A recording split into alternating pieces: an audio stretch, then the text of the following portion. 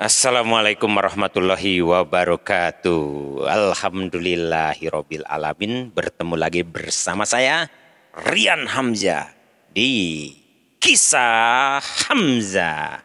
Alhamdulillah teman-teman sahabat semuanya kembali menyapa di suara saya lewat cerita dan kisah 25 nabi dan rasul yang wajib diimani. Ini adalah kisah menakjubkan dari penulis Ina Inong dari terbitan buku dari BKIDS PT Bentang Pustaka. Nah, teman-teman sahabat semuanya, akan kembali melanjutkan kisah yang tertunda dari kemarin, yaitu masih tentang kisah Nabi Adam. Selanjutnya dengan judulnya, kelanjutan dari kisah Nabi Adam ini, kisah keluarga Nabi Adam alaihi salam di bumi. Ini kisahnya. Di bumi, Nabi Adam alaihi salam menjalani kehidupan yang penuh perjuangan untuk menghidupi dirinya. Sumber kesedihannya yang terbesar adalah Hawa. Coba bayangkan, seandainya kamu terpisah dari orang yang kamu sayangi. Misalnya ayah, ibu, kakak, atau adikmu.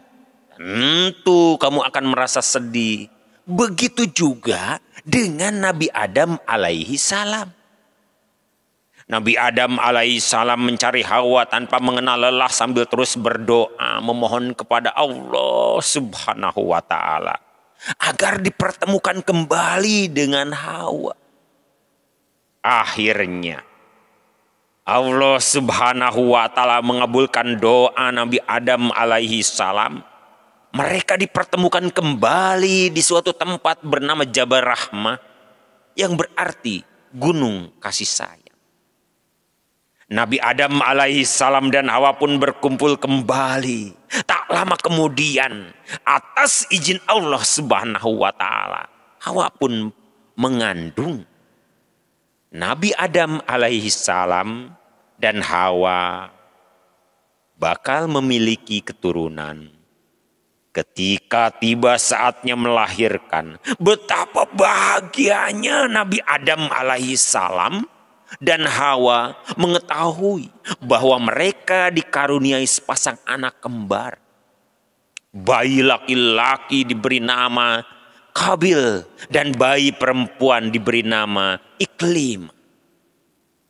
Selang beberapa waktu kemudian, Nabi Adam alaihi salam dan Hawa kembali dikaruniai sepasang anak kembar. Bayi-bayi itu diberi nama Habil dan Leyuza. Setelah mereka dewasa, Allah subhanahu wa ta'ala memberi perintah agar mereka menikah untuk meneruskan keturunan. Karena belum ada keluarga yang lain atas petunjuk Allah subhanahu wa ta'ala, Nabi Adam alaihissalam akan menikahkan Qabil dengan Liyuja dan Habil dengan Iklim. Semua anak patuh pada perintah Nabi Adam alaihissalam kecuali Qabil. Qabil tidak mau menikah dengan Liyuza. Ia ingin menikah dengan adik kembarnya sendiri, yaitu Iklima. Karena menurutnya Iklima lebih cantik. Namun pernikahan seperti itu dilarang Allah subhanahu wa ta'ala. Nabi Adam alaihissalam merasa cemas. Ia memohon petunjuk Allah subhanahu wa ta'ala untuk menyelesaikan masalah itu. Kemudian Allah subhanahu wa ta'ala memerintahkan agar kedua anak itu berkurban. Barang siapa yang kurbannya diterima Allah subhanahu wa ta'ala, maka dia yang berhak menikah dengan Iklim. Nabi Adam alaihissalam menyampaikan perintah Allah Subhanahu wa taala kepada kedua putranya. Qabil yang memiliki tugas bercocok tanam mempersembahkan hasil pertanian dan buah-buahan yang sudah busuk.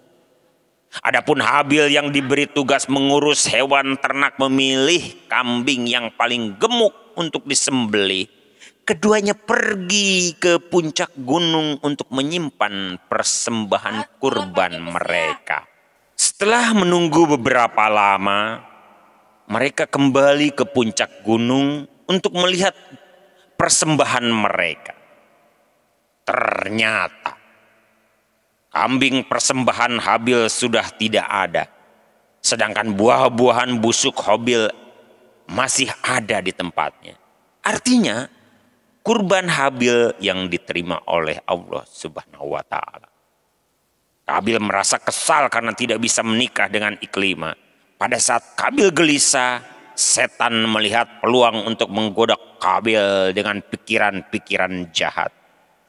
Wahai Habil, kamu harus menyingkirkan saudaramu itu. Jika dia tidak ada, kamu bisa menikah dengan Iklimah. Bisik setan di telinga Habil.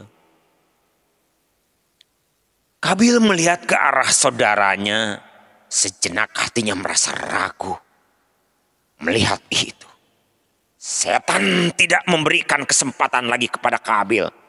Tidak apa-apa, tidak akan ada yang melihatmu.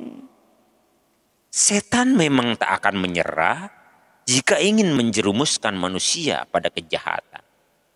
Ia terus menghasut Qabil dan membangkitkan amarah Qabil kepada Habil. Qabil menghantam Habil dengan sebatang kayu besar. Habil roboh dan tak bergerak lagi. Melihat keadaan Habil, Qabil pun panik. Perasaan bersalah pun datang, seiring dengan rasa sedih kehilangan saudara kandung. Qabil menyesali perbuatannya, tetapi tidak tahu apa yang harus dilakukan. Ia tidak ingin meninggalkan adiknya, tetapi terlalu takut untuk membawanya pulang. Allah Subhanahu wa taala memberinya petunjuk lewat tingkah dua ekor burung gagak yang berkelahi sampai salah satunya mati. Qabil menyaksikan burung gagak yang masih hidup menggali lubang di tanah dengan paruhnya. Setelah lubang cukup dalam, gagak mendorong lawannya yang mati ke dalam lubang dengan paruhnya. Kemudian gagak itu menutup lubang dengan tanah hasil galiannya tadi. Qabil meniru perbuatan burung gagak tadi. Ia mengubur jenazah adiknya seperti burung gagak mengubur burung gagak yang lain. Qabil menatap gundukan tanah berisi tubuh Habil yang sudah tak bernyawa.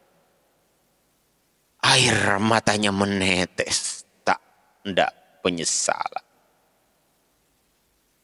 Qabil tidak pernah kembali ke rumah karena tidak sanggup menghadapi kedua orang tuanya. Meskipun demikian, Nabi Adam alaihissalam mendapat kabar dari Allah Subhanahu wa taala mengenai peristiwa itu. Nabi Adam alaihissalam dan Hawa sangat bersedih kehilangan putra-putra mereka. Hanya ketakwaan kepada Allah Subhanahu wa taala yang mampu mengurangi kesedihannya. Selanjutnya, Nabi Adam alaihissalam pun kembali menjalani kehidupannya di muka bumi. Ia hidup sampai usianya mencapai 1000 tahun dan dikaruniai banyak keturunan. Di antaranya keturunan itu ada yang bernama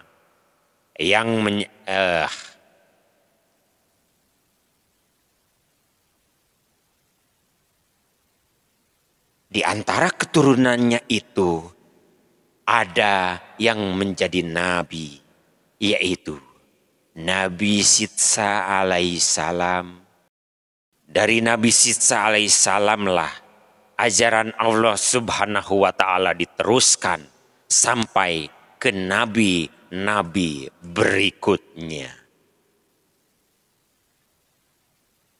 Baik teman-teman sahabat semuanya yang dirahmati Allah, sebuah kisah tentang Nabi Adam,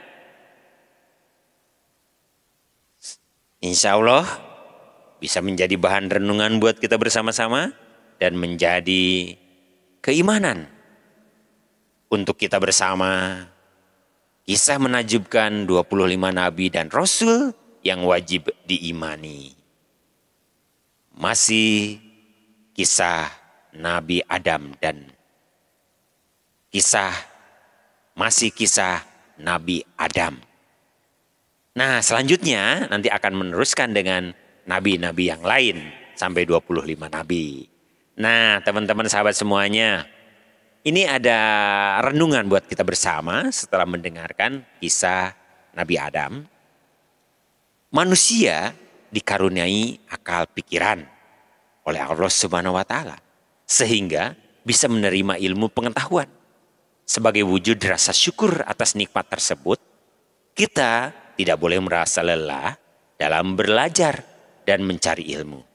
Dengan ilmu, itulah seharusnya manusia bisa memakmurkan bumi seisinya, bukan merusaknya.